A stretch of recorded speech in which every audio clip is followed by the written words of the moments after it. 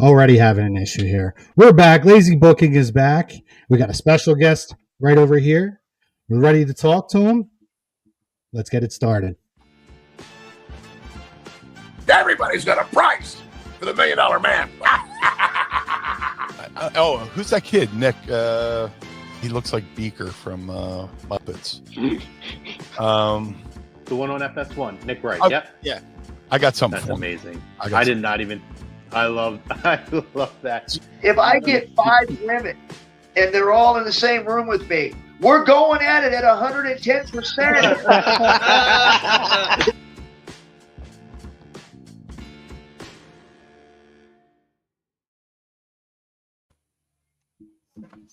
What's going on, everybody? Lazy Booking back here live on A2D Radio. Happy to be back. It's been a couple of years, and we have an incredible guest to get us back in the seat. But first and foremost, let's show it a little love to our doctor, Dr. Paul Vidal at Specialized Physical Therapy and his award-winning team. Anything that you need, any kind of sports injuries, home injuries, anything, please make sure you guys hit them up. They have physical locations in Burlington and Cherry Hill, New Jersey. You can find them on the web, specializedphysicaltherapy.com. Lazy Booking's back here on A2D Radio, guys. I know a lot of you have reached out to me and said you were very excited to have our guest right now to my right from what you're looking at. We have the one and only Ethan Carter III, EC3, former world champion in TNA and NWA. What's up, brother? No, what an honor to be the very first guest back on your from your sabbatical. So welcome back to the podcast realm. I don't know if you've been paying attention to podcasts the past 2 years, but they've really blown up. And I mean, they may have decided the presidency of the United States. I mean, just about everybody's got one, but you're one of the forefathers of it. Lazy Booking. Let me ask you, where'd you get the name from? You know what? It's an interesting. So I started the podcast before I joined A2D in 2017. I started it in 2016. I met this guy at WrestleMania 31. No joke, just standing outside out of our hotel. And he was from Canada. His name was Billy Thrasher. Shout out to Billy. And we were just kind of standing there and said, dude, we stayed in touch and said, let's do a wrestling podcast. And I don't know if we were just kind of like we were saying, well, maybe we do something booking because everybody has the 3 count or something like that. And I remember just sitting there and I was just like, how many times do we sit there and we're like, that was kind of lazy booking. It sounds like a great podcast name, and it didn't hear anybody with it. So that's what we rolled with. It's a good name. I think Cornette uses it often, doesn't he? Lazy Booking. Oh yeah, he does say that. Yeah, he does say that. And you know what? He's usually right. So when it's lazy booking, when it's wrestling related, he's more often than not correct. But thank you for having me. I mean, I'm an open book. Whatever you want to chat about. If you got any questions, apparently we might have some mutual acquaintances, and we've never met. So he was asking me about them before we started, but I think the fans deserve to see my natural reactions to these mutual acquaintances, because they could either be really good or they could be like, oh, shit. Oh, well, one's super close to you, but so do you know Jim from Marvel? Yeah. Jim Velasco? Yeah. Actually, thing. Yeah. Yeah. We're really good friends. Before we moved out to California and obviously started working for them, he's from my area in South Jersey. I still don't know why I don't have a standalone feature in the Marvel universe. I mean, they're putting pretty much dog shit on the screen. I know. This new iteration of movies is it's not standing up. They need some new faces. Yeah. I had I was more of a DC guy, but I got into the Marvel movies. I wasn't a book fan. Not that I wasn't a fan. I just didn't read the comic books.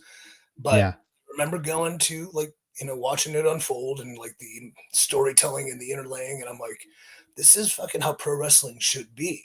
Yeah. And then Endgame and Infinity War, they pay shit off. You have emotional investments in the characters. I'm like, this is what wrestling should be. But when I saw Endgame, I'm like, I'm out, because they told this great story, and I don't want, they can't redo it. It can't ever be done again like they just did it. Too much is on the line. Too many people have their hands in the cookie jar now. Or it might be good, but I don't need good. So I like great. And like, I had a good conclusion. I was happy for it. Short of Captain Marvel, I thought the end game was good. A lot of Peggy Sue she is. But yeah, so it's good to hear from him. And if he's got to know somebody that publishes. I'm trying to write a book, so I need a publisher. So yeah. We gotta get on him and see start tapping some contacts over there. And I am with you, by the way. I have not followed the movies as closely. I never missed a movie when that initial MCU run was going, but it hasn't been the same. And we're also like older now, where it's that was kind of like, all right, goodbye childhood nostalgia. Maybe I have to actually look at the fact that I'm 35 was I? I don't know, 34, whatever I was at the time. Like, okay, I can't be like into this. Plus, then Star Wars came out and that ruined my childhood. Last Jedi did, not the first one. But after Last Jedi, I'm like, I'm out. Anything lazy booking, dare I say? Absolutely. The other name I have for you, it's one I'm sure we're going to talk about quite a bit, and that is Rockstar Spud. Oh, okay, good. All right. Two quality connections. Yeah. Him and obviously Renee through him as well. But yeah, I mean, he's a great guy. I mean, you obviously know that. I mean, so much of your career was tied to him early on. And I mean, you guys were as entertaining as it gets in terms of the dynamic together. Yeah, we're pretty much the best. We're very like-minded within the business. Like, we get it in a certain way. If any young aspiring wrestlers are out there, if you can't learn from me, try to learn from him. I think he's been doing a few seminars and stuff lately, but he's got just a cataclysmic mind of it's beyond wrestling. And that's what I love about him. And that's kind of why we clicked, because as much as we loved wrestling, we looked outside of it for what could influence us, as opposed to what's taking place inside of it that we're conforming to and doing the same as everybody else. Yeah, like 100%. And I mean, I've I've seen his creative process actually go on. It's something special. And you're right. Yeah, I know he's, especially with a lot of the international talent and UK talent, he's been rolling out this thing he's been teasing, and he hasn't fully put it out, but I don't know if it's like some kind of webinars or actual opportunities to work with them. So little plug for Spud and any UK wrestlers out there are looking for an opportunity. Go check out his Twitter. Yeah, American wrestler, I would take it up. I'm going to try to bring him in to a seminar here at Exodus, but I'll tell you this, ADHD, if you channel it right, hell of a superpower. Absolutely. Yeah, and I actually just saw you this week. I was at the NWA Crockett Cup. Oh, you were there? Yeah, man. Great performance, by the way. My girlfriend really enjoyed watching you, do your work, and both in-ring and entertainment-wise. She hasn't been to many wrestling shows, but you were definitely somebody that captivated her. Out for the full 4 fucking hours. It was long. I'm not gonna lie. It was a little bit long, but we enjoyed it though. I mean, I that's what you get with a tournament, right? Yeah, there was a lot of good, like anything. I mean, if I'm not directly involved creating it, like I see things that could be done differently to probably expedite the enjoyment of the live audience, but I'm a man on an island with my thoughts sometimes.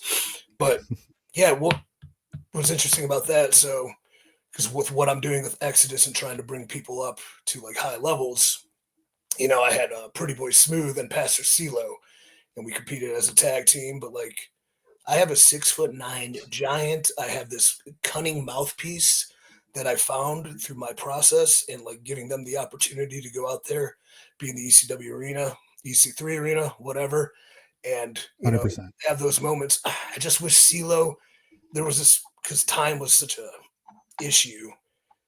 CeeLo had a bit of a promo originally scheduled that had to get cut for time, but the Philly crowd and him being able, like, because he's never spoken in front of the live crowd before. We've done some stuff with him on TV and backstage.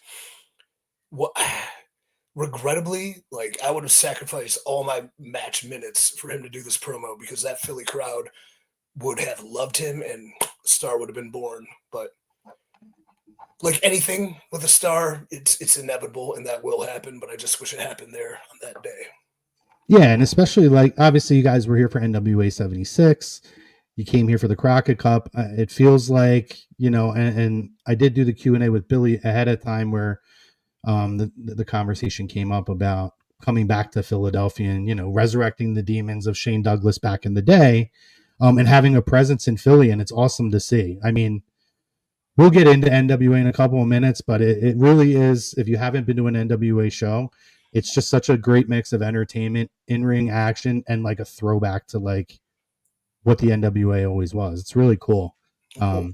Yeah, but our opening topic, agree to disagree question here, as we discuss, we always like to have a conversation point to open with EC3. So pro wrestling is booming because of cross promotion. Agree or disagree? And obviously you guys experienced that this weekend, right? Natty Neidhart was a part of the Crockett Cup. I think we've started to see a lot of this. Obviously, you work with a lot of different promotions, and WWE is working with TNA. They purchase / are working with AAA, and then you obviously see when AEW works with a lot of the different companies. It just feels like something special is happening, and you're getting a lot of matches that are almost like dream matches, or matches you didn't think you would see unless somebody had to change a brand, right? So, do you agree with this new boom in professional wrestling due to cross promotion? The term boom intrigues me, and like, is it a boom within fan interest? Is it a boom within business ticket sales, things of that nature? I mean, definitely for the NWA to have Natty there and work with young Kenzie Page helped us with a big boom.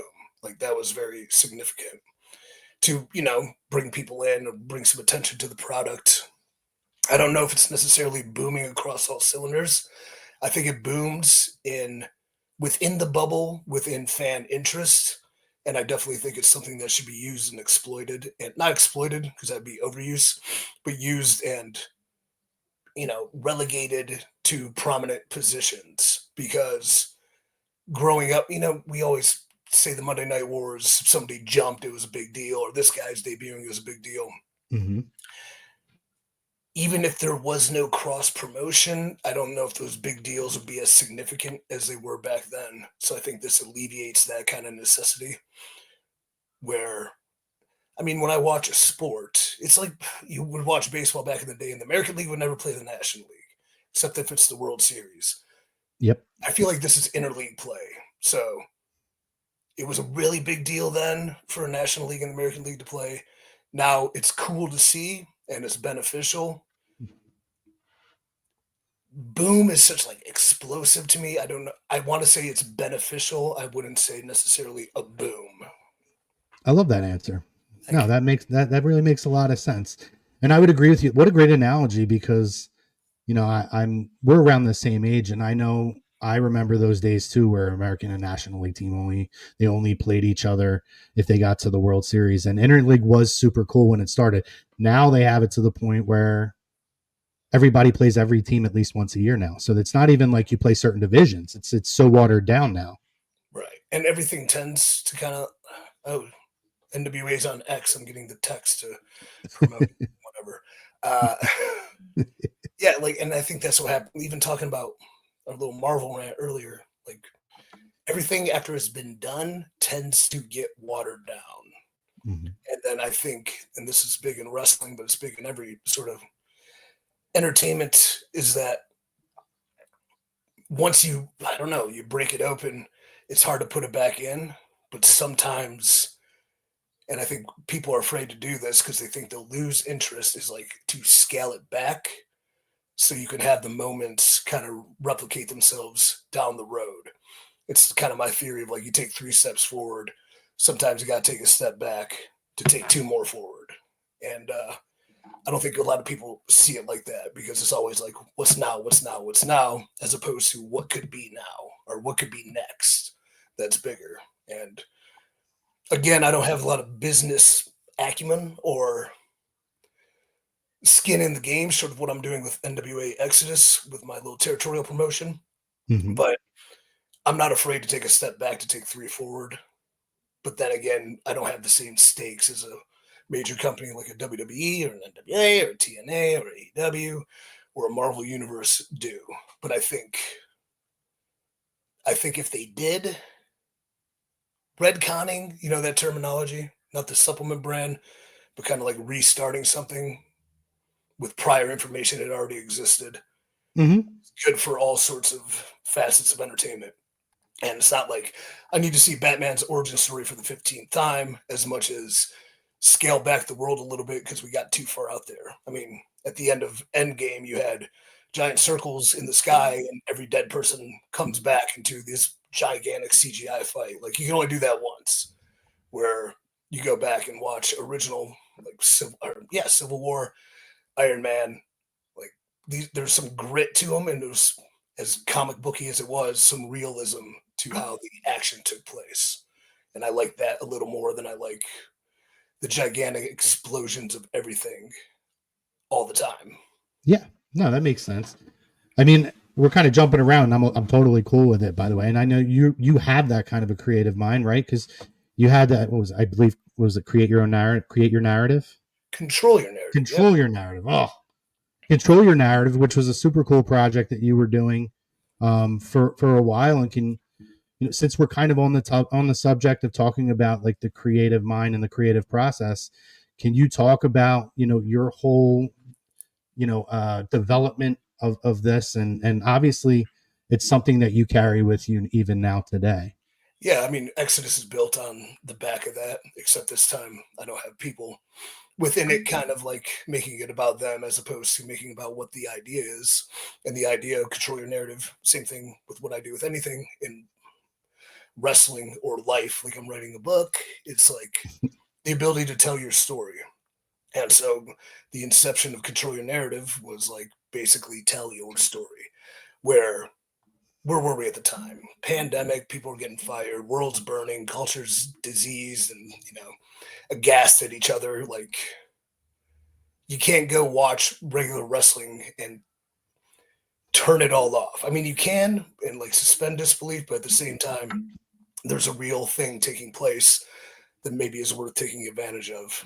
And with control your narrative, it was mine, but the idea was to create a platform because what I've seen within wrestling, especially televised wrestling, is these insanely charismatic, outlandish, wild personalities that were hampered by the watered downness of creative, or I don't want to call it tyranny, but it's like people in charge thinking they know everything as opposed to the uniqueness and the individuality of the talent that brought them this far, using that and allowing people to see who they really are. Some authenticity, which I think is totally missing within wrestling. People are copies of copies of copies. People are playing characters of things. Who's truly an embodiment of themselves? And the best wrestlers of all time are the embodiments of who they are turned up. We all know that. We just never get to see it anymore, short of a few cases like an Orton or a Cena or like a Roman. Like those guys worked their way through some dumb shit to get to that point where they could be their authentic selves. And that's why they're over as hell. So control your narrative, create a platform. And it was especially for a lot of like talent that would maybe not get looks elsewhere, maybe not check the boxes of the corporate wrestling machine, maybe just individuals who like, if they're good wrestlers, cool. Are they great? I don't know. How do you define great in a contrived mess with so many intangibles that is wrestling? But they had great assets about their personality or great stories that like we can build their character themselves around and tell. So that was the idea. Why it became a colossal cancellation is because people believe lies on the internet and for it. So whatever. Yeah, I mean, the thing with your mind and how it works, and really if you deep dive into your career, and I think it's kind of really awesome, is that when you look, like you went through the OVW process, FCW, NXT, and both iterations of NXT, basically. You had the TNA experience, Ring of, I mean, you have literally, outside of AEW, worked for every single major company and worked with some of the most unbelievable names. So kind of talking about that, right? And especially in your early years, you know, what was that process like getting started for yourself and going through those developmental territories of OVW and FCW and whatnot before you finally landed into TNA? I mean, why didn't it work out for me saying the FCW to NXT thing? It's pretty simple. I've always been, I would like to call myself, we're all different. But I'm a fucking outlier, dude. I'm out there. You talking about the brain, how it works. And I would say realizing that I was trying to portray something and not being authentic to myself and playing nice and getting along to get along or doing what I think is right, being the quote good soldier, does not always work. And most of the time it doesn't, because the good soldiers are who they throw on the front line to get shot first. That's kind of what I learned.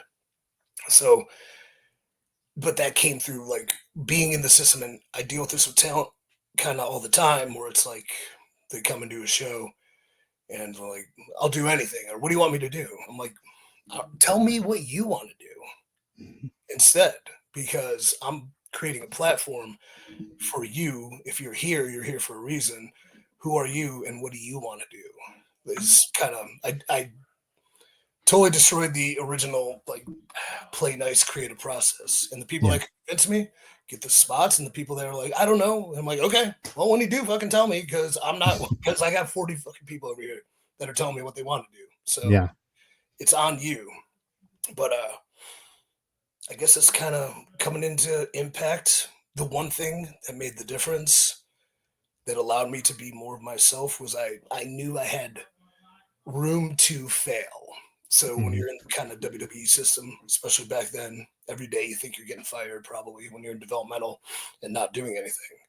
So there's always walking on eggshells, and you're always afraid to do the wrong thing, as opposed to being unafraid to do the wrong thing to learn what is the right thing.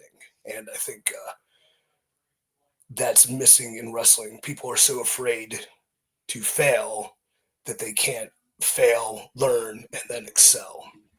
But with Impact, I knew I was coming into a little bit of a push, and I knew I had that confidence and a little bit of leeway where even if something didn't go completely right, it wasn't going to be pulled because they've invested in it. Like if I kept sucking, then I would have been fucked.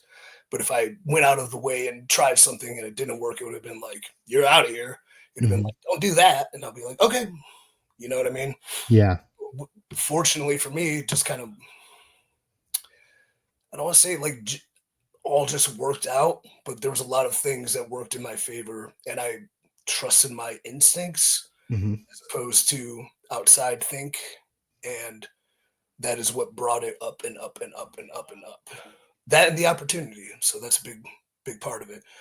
Yeah. If I was trusting my instincts and not getting an opportunity, I would have been stuck in the low card. You know what I mean? Yeah. And I mean, obviously too, when you think about the talent that was in Impact at that time, I mean, everybody from, Kurt Angle, Samoa Joe, Eli Drake, now LA Knight, and who is kind of similar to you in a sense of like found his niche in that company at around that time, and was kind of able to then remain that, whatever your name is going forward and not really stray too far off. Saying that though, when we talk about, the possible, or, the room to fail, which I think is really a tremendous thing to think about. Was there any concern? Because, right, so you come in and you're given the name of Ethan Carter III, right? And that is, were you worried that, obviously you were the nephew of Dixie Carter. Are you worried that this could pigeonhole you at some point where, well, you're already shaking your head, so I'm excited for that answer. But you could, there's probably an audio component, so if you want to finish the thought, but I'll tell you why. But yeah, just like, were you worried that you knew what you wanted to do, you knew who you were becoming, and you were determined to succeed. But it does seem like no matter what company, there are just sometimes gimmicks or a name is put onto somebody and it follows them in a negative way, as opposed to, again, we know the outcome. You were able to defy that and basically make the EC3 character your own, not Dixie's nephew, right? But initially, was there a concern that could be something that would pigeonhole you into that company?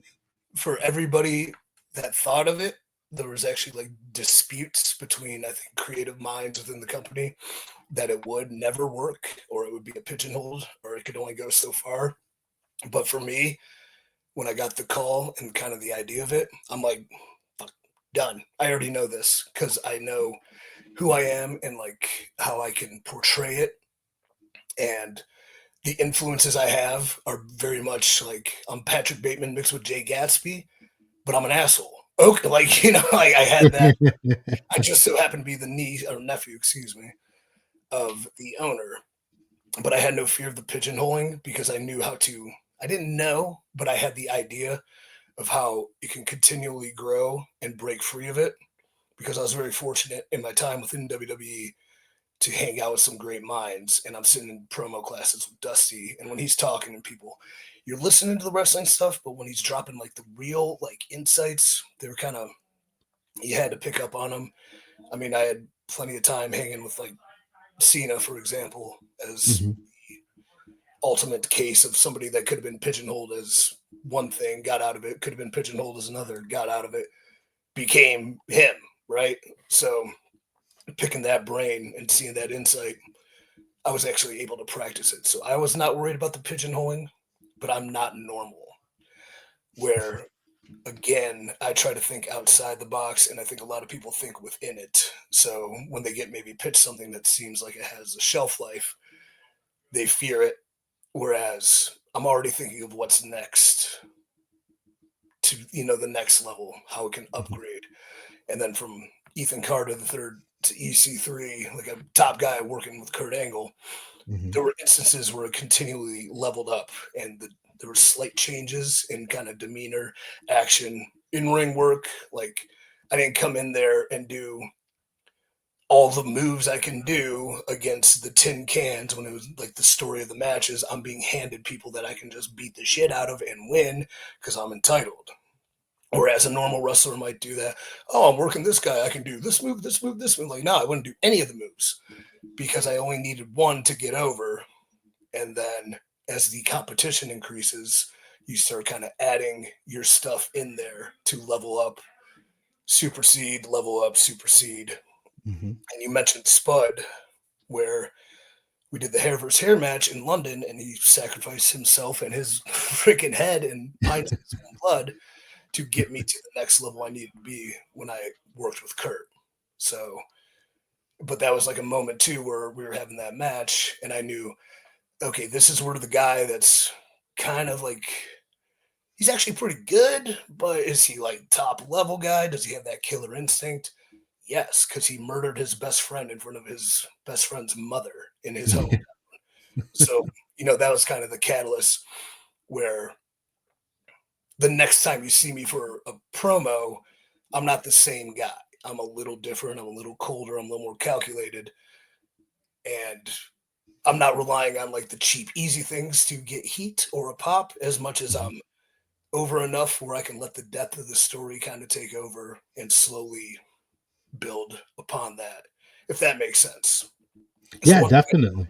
one thing I tell like a lot of my young guys, gals, is who you want to be is not necessarily who you need to be to get to where you want to go. So without Derek Bateman, there's no EC3, and I hate Derek Bateman. Derek Bateman Yeah. sucks. But I knew, okay, I'm in a company with a lot of guys that are very similar to me, except actually they're taller and maybe even bigger. So what can I stand out doing? Well, I have a shitty amount of curls that I can grow out, and I'm kind of an idiot if I'm projecting my worst self upon like, you know, this dumb humor, Yeah. make me stand out. And even if it didn't work in WWE, it showed enough charisma and connection to an audience, especially based on the fact we had no promotion, that there's something to this kid. I don't know what it is, but there's something there. We can give him a shot. Well, what do we have for him? Oh, how about the nephew of the company's owner? Okay. So a lot of people come like they want to be the finished product right away, as opposed to something that can get them in the door. And at 70, or sorry, Crockett Cup, there's this young kid from Chicago telling me had a dark match. He's got decent gear on and all these things. I'm just like, fucking boring, dude. But like, he was asking me for advice, and I'm just trying to like get to him a little bit. He's like, well, I once did this frat boy gimmick. And I'm like, frat boy? Okay, tell me about that. He's like, yeah, I'm like, that's cool. Like, he's like, yeah, but I don't want to be comedic. I'm like, you're not getting booked with me unless you can pop me. So we can get you there. Like, and maybe this is just my perception and not wrestling's in general, because wrestling tends to pigeonhole people. He's a comedy guy, funny, don't make money, all that bullshit I've heard. Yeah. Whereas, no, I see what you can do. I need you to get noticed and a reaction from the audience where they get to know you. And then as time progresses, we rip away kind of those layers of like over the top goofy haha into something a little more tangible and a little more serious. And then you're on your way. Because as of now, as a 22-year-old kid, you're not walking in there working top guys. You're not walking in being in the main event, but you can open the show and you can get over, and then you can be in the second half of the show. And then this can happen. And then that makes you change into this. And then now you're building that. And then this changes. And now you're building that. And like the patience in the long term, I think misses in wrestling. And yeah, I guess that rants over, but characters, like who you want to be is not always who you need to be to get to where you want to go. Yeah, no, that makes sense. And you kind of defied that, right? You started with Derek Bateman and look where you ended up being. And obviously that's a far fetch from where everything started at. Yeah. I mean, when I was an indie guy before I was signed, dude, I thought I was Angle, Benoit, and Batista in one. So I'm like powerbombing German people, suicide diving, fucking, black trunks, black boots, kind of like a fratty, but like an over the top version of them. Whatever. Yeah. Because I'm not as big as a Batista, I'm not as good as a wrestler as a Benoit or an Angle, but I do know how to party, and I'm 22 years old, and I like to. So combine all that. You talk about Kurt Angle. That's where you win your first world title. Can you talk about what that experience was like, winning your first Impact World title with Kurt read Angle? my book. Yeah. Excuse me. Yeah. I have something in the fucking air. It's killing me. So life voice.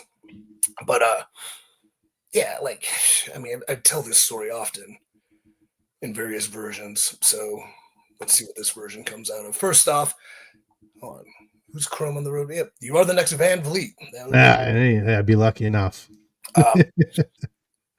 When I was wanting to become a wrestler, I remember being at the gym, and wasn't some dickhead or anything, but some guy just talking to me, an older guy, and he's like, "So you want to be a wrestler?" Huh? I'm like, "Yeah." He's like, "Oh yeah, we'll be your dream match." I was like, "I want to wrestle Kurt Angle for a world title," and he went, "Okay, whatever." And like, well, motherfucker, I did. Yeah. So, I mean, Angle was a hero in many senses before he even wrestled, because I'm a big American motherfucker. So him winning the Olympic gold medal, to what he did in wrestling, to everything he went through. I mean, to come full circle and to be able to have an opportunity to not only work with him, but compete with him on a very high stage for a very prestigious prize and fucking win. Like, dude, it was, in one essence, it was that, but in the other essence, it was kind of like all the shit and trauma and stuff I went through in life to even get there. Not as easy, not as Derek, but Michael, to get to that moment and then to deliver within it, and winning the title. Cool. Moment afterwards, I have my family there. Great. But to go to the back and be endorsed by your hero, like, nobody can ever say anything about me ever about wrestling, especially because if one of the greatest of all time says you're pretty good, I'm like, oh, fucking, that's all I need, motherfucker, right? Yeah. So like whatever shit you get on the internet or part of the deal, and it's fine, but yeah, you can't take that away from me, and I trust his opinion. I don't trust yours. So, yeah. But culmination, life experience. If you read the book I write, and if it never gets out, I talk about these moments of like self-actualization, and you can never have perfection in anything you do, but you can have perfect moments, and that was a perfect moment for me. Oh, I love that. Yeah, I mean, that's like pinnacle stuff, right? That's bucket list stuff, if you want to use like the terminology of that. But Again, your run in Impact was amazing. Working with Bobby Lashley, Samoa Joe. I mean, it was a who's who of people. Eventually, your time ends there. You have the 2 world titles, and what was that other title they called? I didn't remember what it was Yeah, called. well, funny, I was just going over it the other day because somebody else didn't know. We had the what was it? Was it not Matt the Hardy interview? came in, and then we Yeah. had a three-way dance with Drew McIntyre, Galloway, myself, and Matt Hardy, and Jeff Hardy is the special guest referee, where he gave me a twist of fate, Yeah. take me out of the match, and Matt was able to pin Drew and become the world champion. And in the storyline sense, I pitched such a fit, and I embarked my legal team about the travesty and the injustice of it, where they stripped Matt Hardy of the title, and we had the convoluted World Title Series tournament. Yes, I remember that. Yep. And that was between TV deals, and nobody knew what was going on. So we filmed. How can we film 12 weeks of television in 4 days with no direction on where we're going to go, where we're going to be? And so we do the tournament that became a Final Four on our first show back on the new network, where I wrestled Bobby Lashley in the first round. Mm-hmm. He beats the shit out of me. But I win, Yeah. And I think Matt wrestled Eric Young, and then I met Matt Hardy in the finals, where I became a 2-time champion. But because of how we filmed television, the very next day we had the TLC match, myself and Matt, for the World Heavyweight Championship, where he beat me because of the double turn. I would say is probably, I mean, Impact didn't have as much steam back then, but I actually do remember that double turn. I think that was like the second or third best double turn in wrestling. Yeah, it was actually really cool. And and I mean, what was that other title they had though? It was like not the global or the internet championship or something? There was another title you held there. Yeah. Who cares? It was like anyway. You're a 4-time 24/7 champion. I'm like, don't fucking talk to me. I don't give a shit. I think it was the Grand Championship. Yes, it was the Grand Championship. But yeah, so you eventually go back to WWE. You worked during what I would consider I think NXT is pretty cool now with what they do, but that opening and that era where you guys were in at the black and gold era was something special. And obviously you made your debut there. You were part of the first North American Championship match. I mean, a lot of really cool things. What was that experience like in NXT and on the main roster there? Oh, NXT was great. The main roster sucked balls. Man. Yeah. It's probably not really much of a secret. But NXT was a lot of fun. One thing when I'm trying to like converse maybe to my current boss, understand that when you're dealing with like a lot of these wrestlers, you're dealing with wrestlers on one level. But when you got like a Trevor Murdoch or a Aaron Stevens or a myself, like we were special operators in the suck, if you know what I mean. Like we're fucking Navy SEALs compared to, regular enlisted people because of all these things we had to go through, these different systems, means, wares, politics, travel schedule, injuries, all that shit. Like we're different. And I'm bringing that up for no reason other than I like saying it because it sounds cool as hell. But, coming back to the WWE, doing the NXT, you have the ladder match. Again, I think it was a 5-star match. I don't care. Like, I didn't give a shit to me.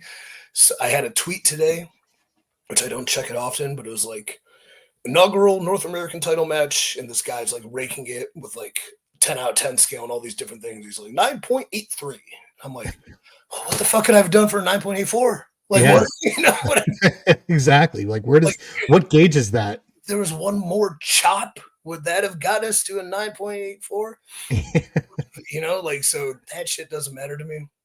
But what matters is you go out there with colleagues, some friends, but people you entrust your livelihood to and your life with, and you create these moments together and you break your fucking bodies. And then when it's all said and done and you go to the back and you got two of your other childhood heroes giving you a standing ovation, like Shawn and Triple H, like, dude, you can't.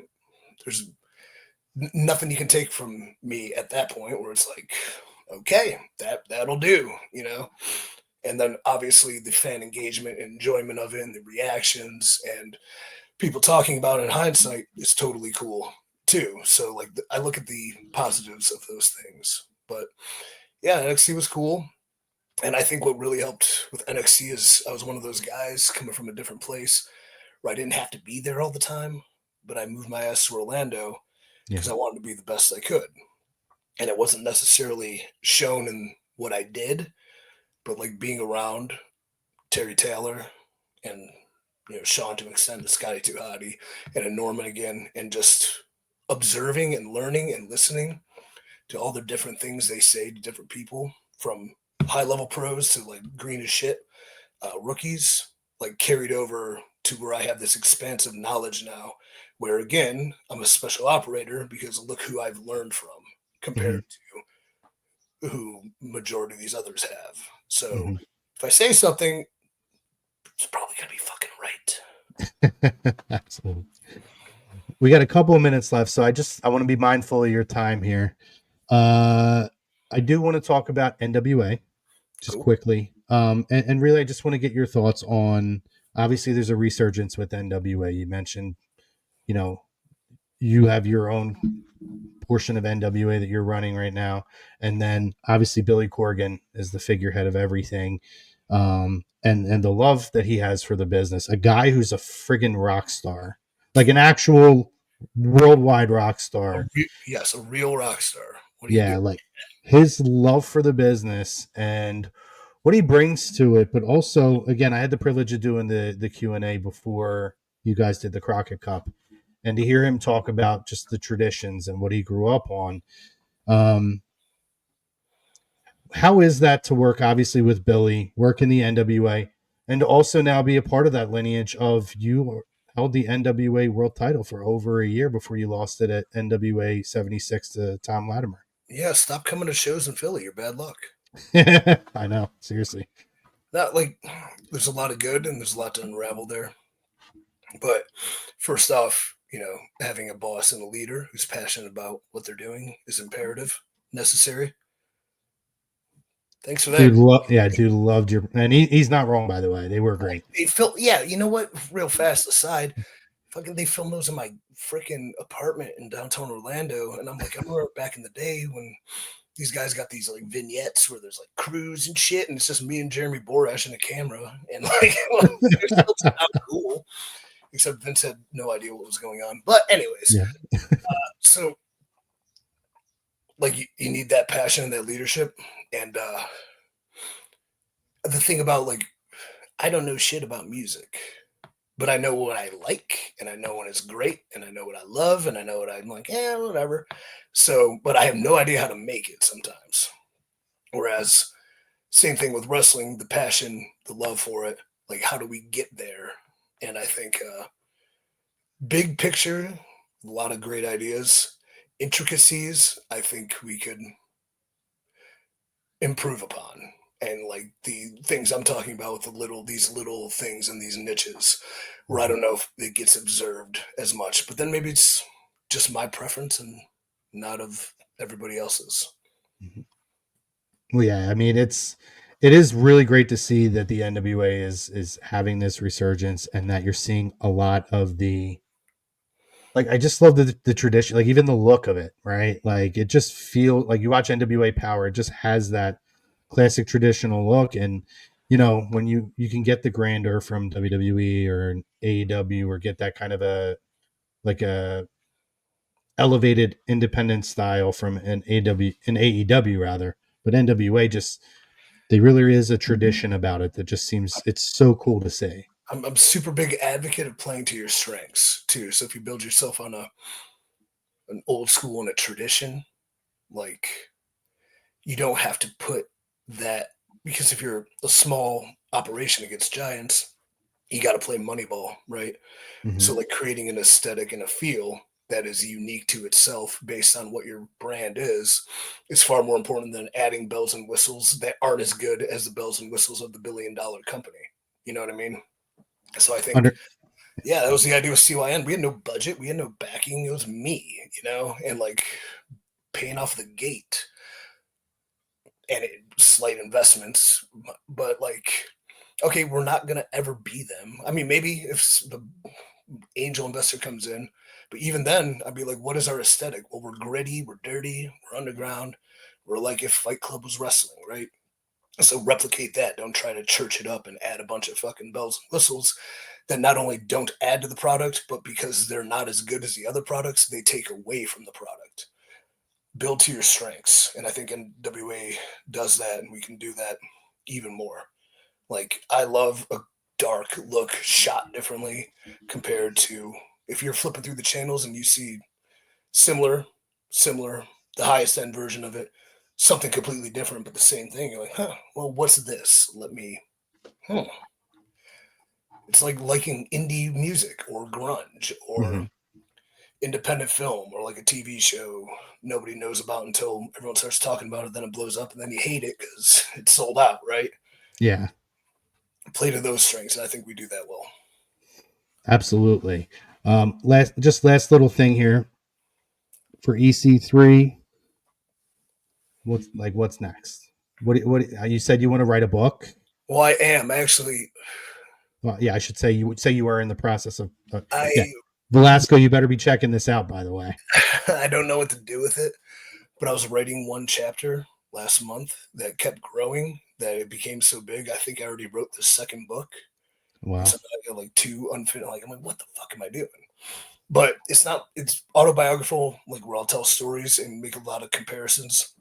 But it's really like if a Robert Greene type was like a jacked up ADHD insane pro wrestler giving life advice. So, but it seems every piece I send off to people, it seems pretty well read. And I did this rant the other day on airline travel, which people were blowing me up over. And I'm like, wow, you're a good writer. I'm like, well, read my fucking book, I guess. Yeah. So maybe I could speak to people, especially like guys like us and a younger generation of like people, men, mostly that are kind of like need motivation and are lost, but they don't want like stupid self-help nonsense or dribble or like inauthentic influencers, screaming fucking falsities at them. They're like, you can have this Ferrari if you just buy my fucking program. Like, no, you can't. Shut up. But if you find out who you are through these kind of like different little processes, then maybe you can at least just be fucking happy with who you are. And it started as a wrestling thing where I wrote 10 tenets of wrestling and I was giving to wrestlers every now and then. I'm like, this is actually a book. So I started building on it, and now it's a completely different thing. So it was for wrestlers, but now it uses wrestling to explain shit to everybody. I love it. We got to keep an eye out for that. Again, brother, I appreciate you taking the time today, man. We had a great time having a conversation with you, and to obviously everybody out there who chimed in as well. And stay tuned because we have a couple more guests coming up. The Blue Meanie next week and Santino Morello the following week. Oh, Santino. Send him yeah. My best. And Blue, send my best. And welcome back to the scene, brother. Thanks, brother. Hit me up on the gram or something. Keep in touch, and next time we're in the same town, we'll hook up. I would love that. I appreciate that. And same to you, brother. Listen, great health. I'll be keeping an eye out for your book. I'll shoot you. Yeah, I'll get you on Instagram. And thank you again for taking the time. Good luck with everything you're doing. Good luck with NWA. Thank you, brother. And then I will also, I don't know when you're going to air this, but it's live. We're live right now. Live, pal. Fucking great. Book. I was comparing the Bill O'Reilly meltdown to something. You got to speak your authentic voice. Fuck it. We'll do it live. NWA Exodus, my promotion up in Cleveland. If you're in the Cleveland area, come check us out this Friday. But I'm also streaming it live on the NWA's YouTube. So Exodus Pro. The boys are back in town. What a cool name. Will be taking place. And what I want this place to be is that black and gold NXT you were talking about for the NWA. And I think it definitely can be because my talent kicks ass and they're dedicated and they work hard and they get it, unlike a lot of other places. So check them out and support them. In the process, you're supporting me, whether you want to or not, but more so support them because they're good. They're good people. 100%. And I know I'll be checking it out. You guys go on there, check out NWA's YouTube, check it out. Give EC3 a follow Follow all of his projects. And one more little shout out here to Specialized Physical Therapy for making all this possible for us today to have this conversation. A thoracic pillow. I'm going to check them out. Hey, right there, Specialized Broken, Physical bro. Hey, listen, next time you're in Philly, I'm telling you, Dr. Paul, he's the best. Nope, there's no appointment necessary either. Now we're talking. Dr. Paul, you'll be hearing from me soon. Love it. But for myself, for EC3, for everybody here at A2D Radio, it's a pleasure to be back with you guys. I look forward to being back weekly with more great interviews. And some shows we're just going to have fun. Maybe it won't be an interview. Maybe we'll talk about the greatest of this or just some nonsensical bullshit as well. But we're going to have a great time. So for myself, for EC3, for A2D Radio, NWA, and everybody else, get out there. If you love somebody, make sure they know it. And take it easy.